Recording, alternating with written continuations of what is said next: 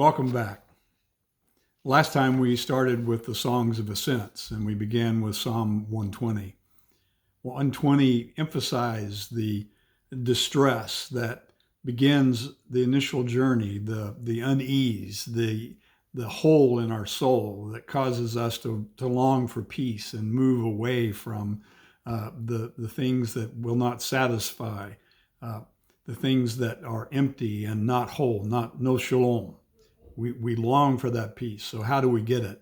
Well, the journey starts in distress, but it encounters very quickly barriers. In Psalm 121, it starts off like this: I lift up my eyes to the mountains. Where does my help come from?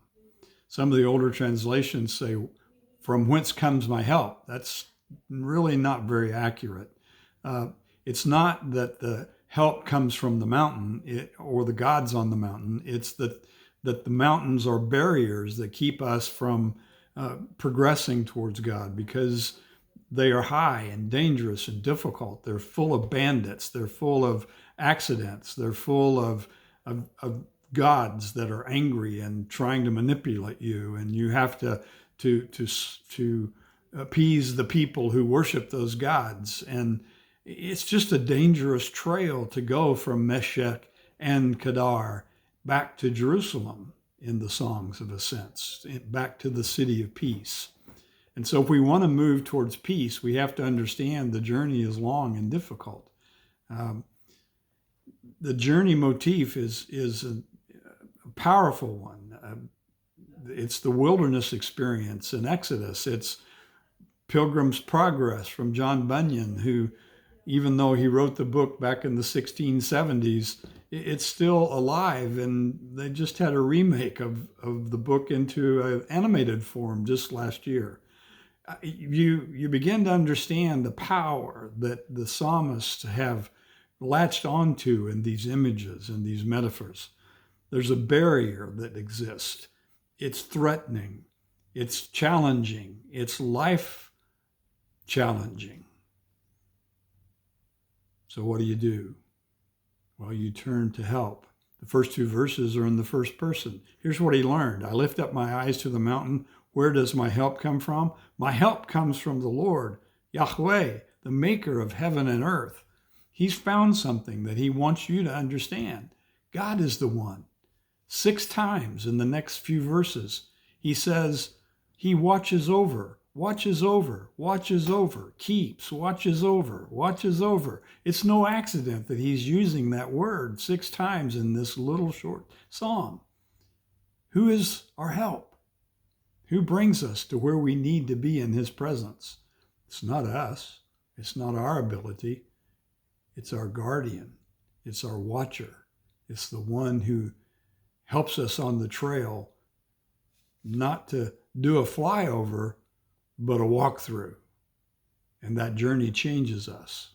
It's a journey of change. That's one of the reasons it's so painful at times, because we don't change until we hurt, and we have to look for new answers. And that's what this journey of ascents is, a journey of new answers. So you see the guardian. Then he tells you about the dangers. He switches to the second person, and he's going to tell you what he's learned. He will not let your foot slip, he says in verse 3. He who watches over you will not slumber. Indeed, he who watches over Israel will never slumber or sleep. The Lord watches over you. The Lord is your shade at your right hand. The sun will not harm you by day, nor the moon by night. The Lord will keep you from all harm. He will watch over your life. The Lord will watch over your coming and going, both now and forevermore. He gives us 3 examples, 3 dangers that he uses as an example for us to know how God protects us. He says he will not let our foot slip. There's accidents. The journey through the mountains is a dangerous journey, twisting trails, precipice on all sides, on at least one side all the time, and deep valleys that have to be overcome as you climb the next peak. You see why it's such a powerful metaphor. It is our life. That's what happens in the seasons of our life. And who do we hold on to make this journey? The psalmist says, you hang on to God, our maker and our our keeper, the one who guards us. He will not let us have accidents that destroy our soul. The desert is a challenging place. The sun shall not defeat us. The sun god that other people look at is nothing to God. The moon goddess is nothing to God. The darkness cannot defeat us. The sun will not overpower us. He is there to bring us life. Notice down in verse 7, it says, the Lord will keep you from all harm. All harm, really? My life has had some harm in it. I've had some pain. I struggle with things that I can't overcome by myself. I hurt people around me sometimes. I get frustrated. Sometimes I reach out for an idea that used to be there that I can't find anymore. And that's challenging and somewhat scary, and it's part of the journey. You think about it. He will not let harm come to you. The word is not really harm. The word there is ra, evil. He will not let evil ruin your life. He will not let evil destroy you. It will try, but he works in all things for the good of those who love him, Paul says. The psalmist would agree. He watches over your life. He watches over your nephesh. Genesis calls it the living soul. He breathes into man, Adam, a living soul. He makes him a person, a whole person with emotions and physicality. And it's all about life, body, soul, mind, and spirit, Paul says. Jesus talks about the same thing. Love God with all your mind, soul, and strength.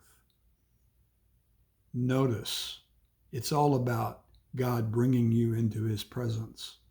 That's what our journey is here on earth. It says God will watch over your coming and going.